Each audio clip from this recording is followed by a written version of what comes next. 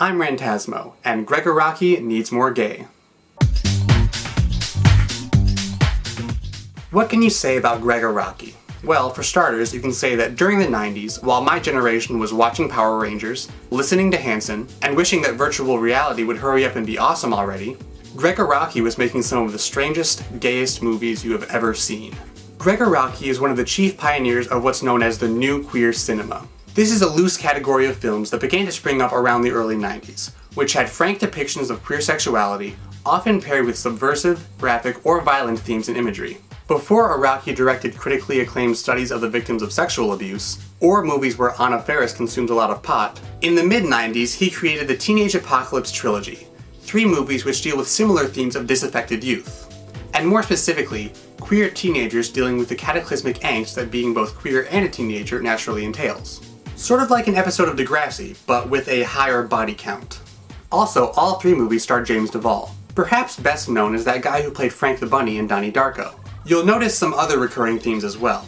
Araki's very fond of the genre of alternative rock known as shoegazing, along with super hot blonde guys, and beautifully surreal set design, almost as surreal as his dialogue. Oh god, the dialogue.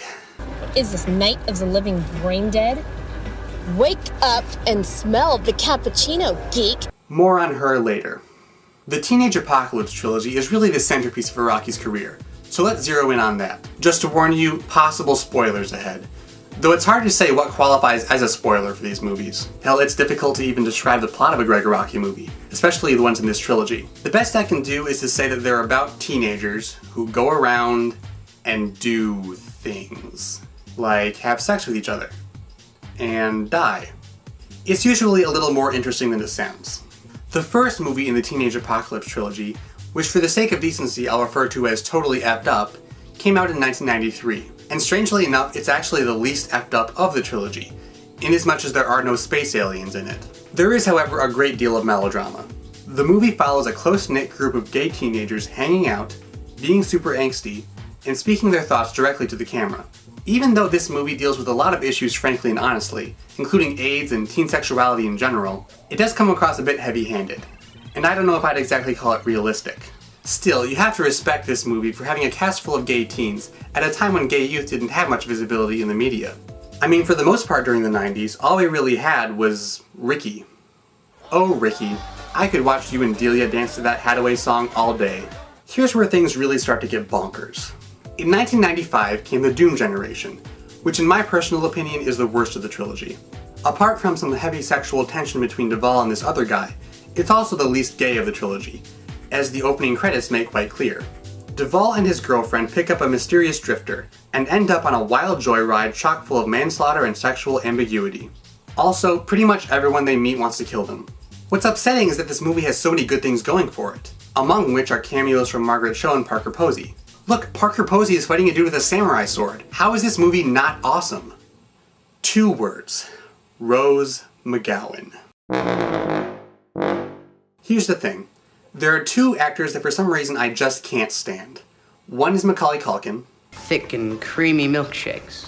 And the other is Rose McGowan. Think about it. Have you ever watched a movie or an episode of Charmed and then said to yourself, wow, you know what made that really great? Rose McGowan. She is really great at acting and definitely does not have the intonation of a 3rd grader made out of wood. But apart from all that, I think the Doom generation just seems aimless, even by Gregg Araki standards. We never really develop much emotional attachment to the characters, and they basically just drive around witnessing random acts of aggression. You kind of get the feeling that this movie doesn't really have a point, and that that's intentional, but even knowing that, it's just not terribly enjoyable to watch. Then there's 1997's Nowhere, probably the strangest of Araki's movies, and the one with the highest body count, and my personal favorite. Nowhere has a fair bit of star power, including a somewhat pre-famed Ryan Philippe. Rose McGowan is in this one too, but she gets vaporized by a space alien pretty quick, so that's okay. Oh, did I mention that there are space aliens in this one? Because there are space aliens in this one.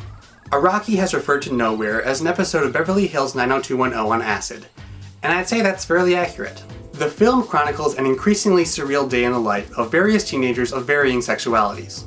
Duvall plays Dark, who's ambivalent about his open relationship with his girlfriend, and searches for genuine romance while the world around him seemingly disintegrates into chaos. I think what I really like about Nowhere, and really the whole trilogy, is how it takes all the fears and anxieties of adolescence and exaggerates them to crazy extremes. Ever feel like everyone's having sex but you? What if they are? Like, literally. All the time. Ever feel like your parents speak a different language? What if they actually did?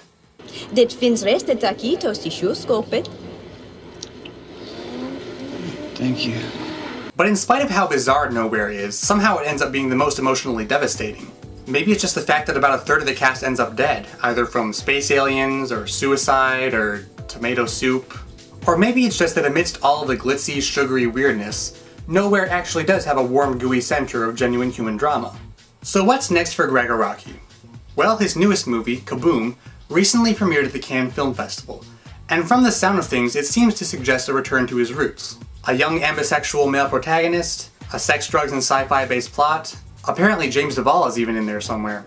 Araki's work can be a bit hit or miss, and chances are you either love him, hate him, or haven't heard of him up till now. But I look back on the Teenage Apocalypse Trilogy with a fond mix of fascination and 90s nostalgia, and I can only hope that Kaboom will bring us more offbeat insight, more powerful imagery, and most importantly, more hot blonde guys.